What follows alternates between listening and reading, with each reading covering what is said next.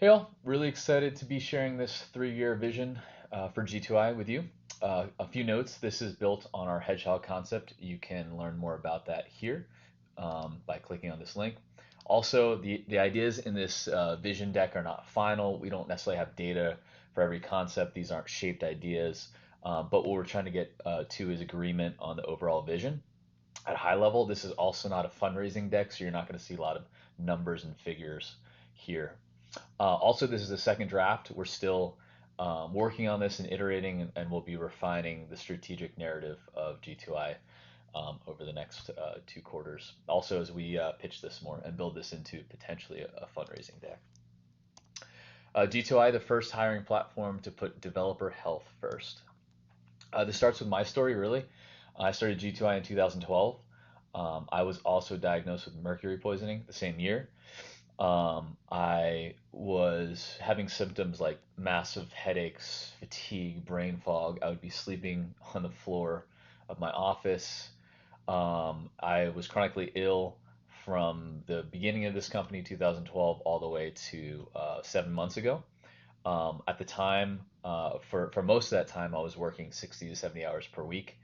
I was completely burned out in my tech career, and also almost lost my marriage. Um, my relationship with my kids wasn't great, to be honest, and I asked for help to the community that knew me best, which is the React community. They surrounded me. They made my problem, their problems, and helped me raise $22,000, actually more than that. And I was able to get treatment and also get help for the burnout side of things and overworking. But unfortunately, in the tech industry, my story is not that unique. It's maybe extreme, but I see burnout all too often. Software developer burnout is actually a $22 billion problem that nobody's figured out yet. The cost for the total economy with knowledge workers is actually $500 billion, specifically with software developers alone. The workplace stress cost, the US economy is 22 billion. There's also an $8 billion healthcare cost and 24 million workdays lost. There's 550 million workdays lost due to burnout when it comes to knowledge workers as a whole category. And unfortunately, suicide rate for software developers is in the top 8. There's 4,600 software developers that commit suicide each year. This burnout I see all across the map. I talked to a developer last week who was burned out and is resigning from his company. I talked to a developer last month who, in her 20s, developed a heart condition that cannot be changed, and it was due to an unhealthy software development kind of engineering team environment. And this is it's all over Twitter, it's all over our industry, but not many people know what to do about it. In addition, the problem is continuing to increase. COVID-19 accelerated the remote work movement, which is amazing. However, remote work creates its own challenges with developer health as a whole. Burnout's continuing to increase. We're seeing a 3 times increase in remote workers compared to pre-COVID times, though we're still moving out of COVID. Remote is here to stay and will only increase. We're seeing large tech companies like Coinbase and Shopify shutting down their headquarters permanently. And we believe that more support for burnout is needed than ever before. Previous support structures of having on-site care, what happens around the water cooler, going out to lunch, hanging out after work, those kinds of deeper connections and friendships are disappearing. And like homeschooling, the person that's being homeschooled, the child, needs to find their community and their after school activities and their sports and whatever else they're into elsewhere. And we're seeing the same trend with software developers.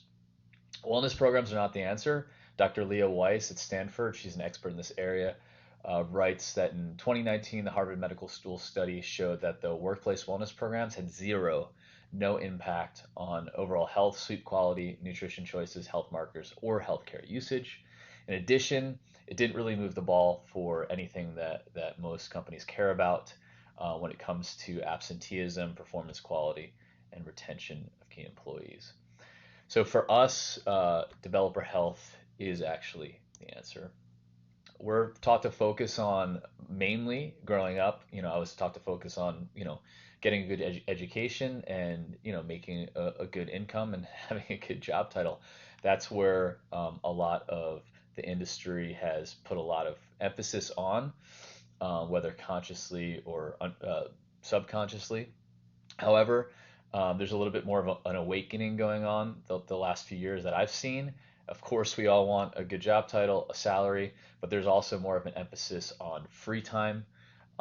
There's also an emphasis on actually liking, what you do, and liking who you do it with, having a good tech stack, interesting problems to solve, and then also not sacrificing your job um, um, for putting that in front of your physical health or mental health.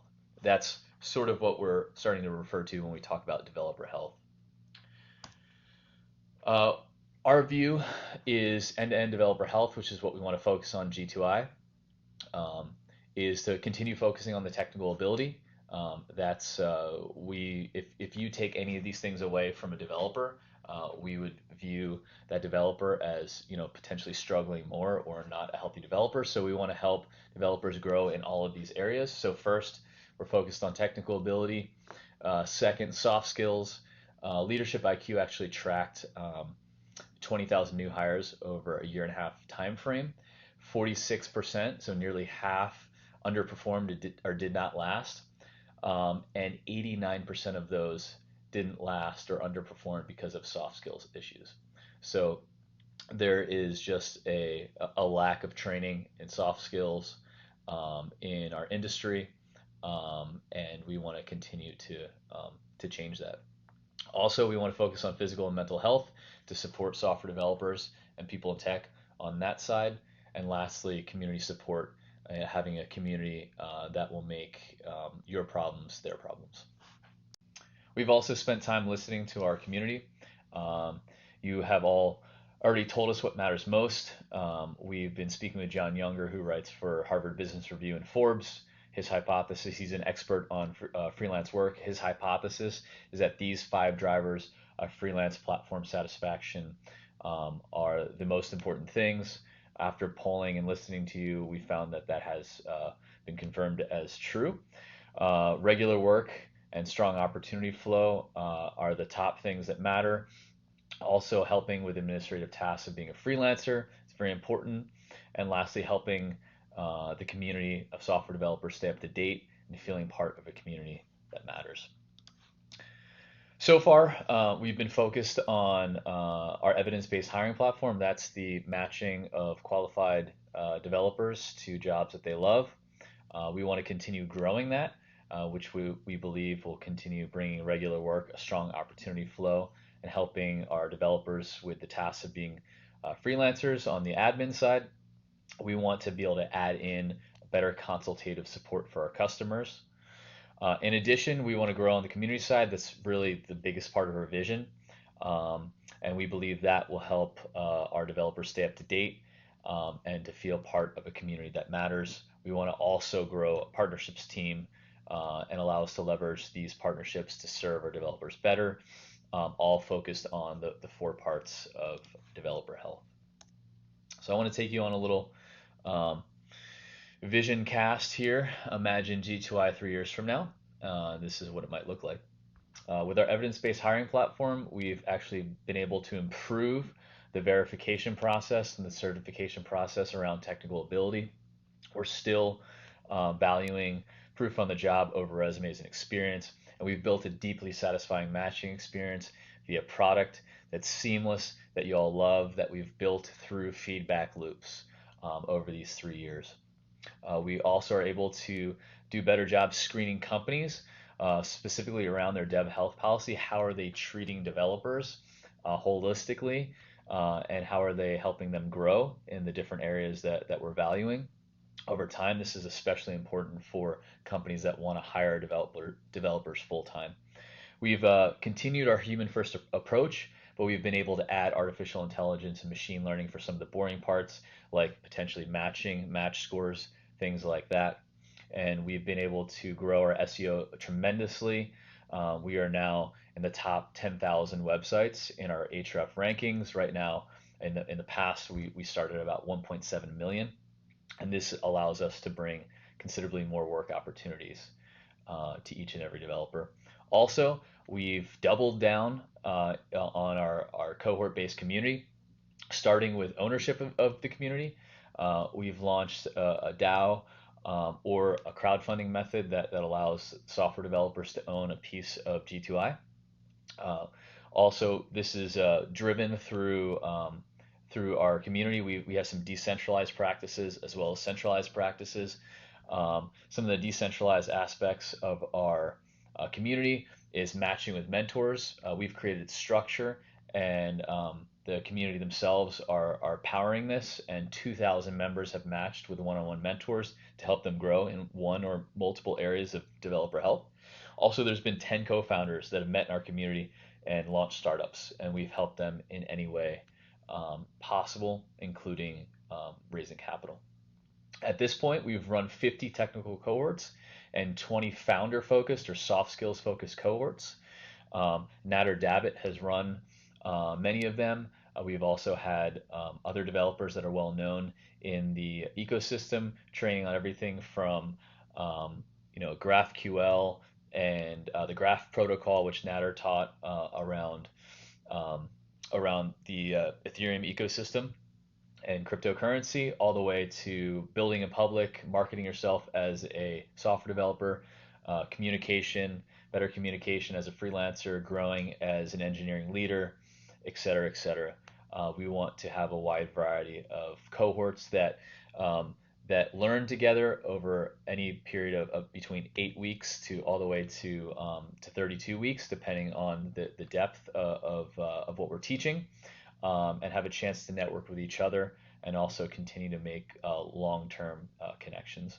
Also, we've launched React Miami in April 2022. It's a conference for 300 to 500 software engineers. It's been successful, and the community of G2I has helped um, the actual conference happen, and they've also used this as a meetup place regularly to meet other members of G2I and also the larger ecosystem. We've launched a developer or a G2I partnerships team, and the first thing we did was launch a developer health fund of $20,000 per year for a total of $60,000. This fund allows developers that are part of our network to take PTO that they've needed as freelancers to get help for physical health issues, mental health issues, whatever they need. We're supporting them in their journey, like I was supported. We've also co-launched a developer retreat slash rehab with Onsite. They're located in Nashville. They do 5 to 7 day retreats, and they're amazing. I've personally been there, and we're focusing a retreat on burnout in tech. Craig Tanio, he is a doctor that's focused on internal medicine and also brain health. He has come on alongside us as a partner and helped us with brain retraining for developers on our platform who want to learn guided meditation to retrain their brain, helping with things like concentration, focus, ADD, all things like that, and also offers a more technically focused program that allows you to change brain wavelengths based on sending laptops with psychologists. Um, and it's a really interesting QEG process that he shared with me that we would be launching. Also, we would partner with other organizations that already do a great job with leadership development, and also offer partnerships with counseling, one-on-one counseling, or executive coaching. That has personally changed my life and our CTO, Lee Johnson's life. And then we want to give a massive amount of offerings when it comes to discounts and access to developer tools, as well as education. So whether it be a Kent C. Dodds course that you want that we can provide for a 30% discount, or whether it be something else on Egghead, something else in the industry or dev tooling, that there will be a consistent offering that joining G2I will give you access to all of these discounts and also early offerings like betas that you couldn't get into otherwise. Lastly, we would have launched consultative support for customers, specifically focused around making sure that our developers have as many opportunities as possible, and also influencing the greater ecosystem around developer health. Dr. Leah Weiss's research and her writings showed that you need to not only focus on the individual when it comes to creating a burnout shield, but you also need to focus on the organization. You need to have a two-pronged approach. So we would have launched a team to consult on developer health. This is a team that would be engineers themselves. They would have an understanding technically of the difficulties that you run into, whether being a freelancer or part of a full-time product team. We've also released helpful research. We could start. We started around the 32-hour work weeks, which we've experimented here at G2I, and with Dr. Leah Weiss's help at Stanford, we've included other companies that are experimenting with 32-hour work weeks, even every other week, and we have data to prove that it either works, it doesn't work, or how it can be implemented. We also have added top-end support for developer compliance, specifically around AB5, which makes it harder for freelancers to work with California-based companies, which we are doing something about, and also offering top-end security for developers when they're working with enterprise companies. And lastly, we've helped 10 organizations hire their first developer health professional that was trained at G2I. There's going to be, of course, a few things in our way, naturally. And this is what I think is where we'll be starting, is to continue building a world-class team. We already have one that exists now, and we have some continued holes to fill as we expand and have a focus on developer health. First, it's building an internal recruiting pipeline that starts with hiring an internal recruiter for us for our own internal roles. Also, hiring a VP of sales, which will be able to take us from where we're headed to in revenue in the near future to 5 times that amount. Also continuing to grow our SEO and content team and our marketing team, allowing us to reach more developers and also more companies that want to hire our developers. Hiring a VP of product that will be in charge of hiring a full-time designer, and that VP of product will join our exec team, our C-suite, and allow us to focus on building out our vision on the hiring platform as well as the community side. And continuing to scale our engineering vetting teams, which is important, as well as figuring out gaps with artificial intelligence and machine learning and filling them, whether it be through contract help or hiring full-time engineers focused on machine learning. Also, I've scaled communities before. It's not easy. There's a lot of difficulty when it comes to keeping communities really high quality. So we want to scale a community, and we think that will happen through bringing in the right community advisor, somebody who has experience doing this over and over. Again, that can help us avoid the pitfalls that will inevitably fall into without some guidance. We think that hiring effective program directors will be important for the cohort-based education that we want to experiment with. And also building a partnerships team. It won't be possible to offer as much as we want to developers without somebody dedicated and eventually a team dedicated to doing that. We believe that we'll most likely need to raise some capital. We would first consider and develop a plan for how we would do that through crowdsourcing, offering developers in the ecosystem and on our platform the ability to own a piece of G2I, or potentially through a DAO, which would be a little bit more of a futuristic option. And we also want to continue talking to specific angels and select VCs that would buy into our vision, and then continuing to practice very tight and thoughtful spending, which we've done all of this year. Lastly, and not least, We think that continuing to refine our culture and our vision is important. We want to always refine our vision, to never be satisfied, to always think better. If we're not trying to change the world, I don't think doing this is worth it. Specifically with our culture of grace, we want to continue to improve upon that, to be treating people with as much kindness as is humanly possible. We want to grow our culture of experimentation. We want to fail more often, but we want to learn how to fail smarter and faster, and to take more risks as a company. And we want to build that deeper into our culture. Culture of health first, which is not new, but we're building more effective ways of bringing that internally, and we want that to flood into our community as a whole, and also the ecosystem. One example is we do every other Friday we have off, so it's a 32-hour work week, and I've thought about potentially doing planning around PTO on a quarterly basis. So encouraging people to check in on when they're going to take time off, and then checking at the end of the quarter, the beginning of the next one, how they did. If we're planning for OKRs, why not plan for PTO? I think that's actually Dr. Weiss's at Stanford's research in in building protective shields against burnout, is planning around rest. And lastly, a culture of deep and fast. This comes from Stripe, and this I'm clearly borrowing. They have a deep written culture, an async culture, but they're also able to think deeply and write long documents, but also move incredibly fast. So I would love to learn how to build that into our culture. We think we're heading in the right direction for a few reasons. We have grown pretty quickly, 60 to 100% year over year growth over the last 5 years. We've also been able to put a developer health first internally, and lives have been deeply changed. I can think of 3 developers specifically that have come here and said, I was not in a good place when I joined. By the time you helped me find a job and I moved there full time, my life is in such a better place, that we want to see 1,000 people like that more over these next 3 years.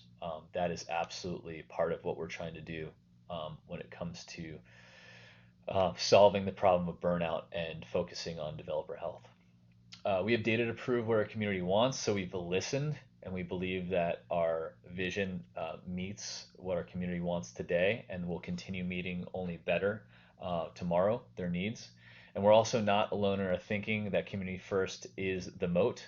You can check out On Deck their thoughts with these links. I love what they're doing, and it's not a zero-sum game. We absolutely want to support them, and they're supporting us in our mission. And we also are seeing many great companies making community central, not bolt on, not an extra, not something else that they do, but central to their vision. And you can see the companies that have signed up, including ours, to communityled.com. So thanks so much for taking the time to watch this. The whole point of this vision deck is to get your feedback. So we'll be asking for feedback from our internal team, the developer collective, and our advisory board. It's literally a really short survey. It's 3 minutes or less, and it would mean a lot to me and to us if you take a couple minutes to fill it out. Thanks.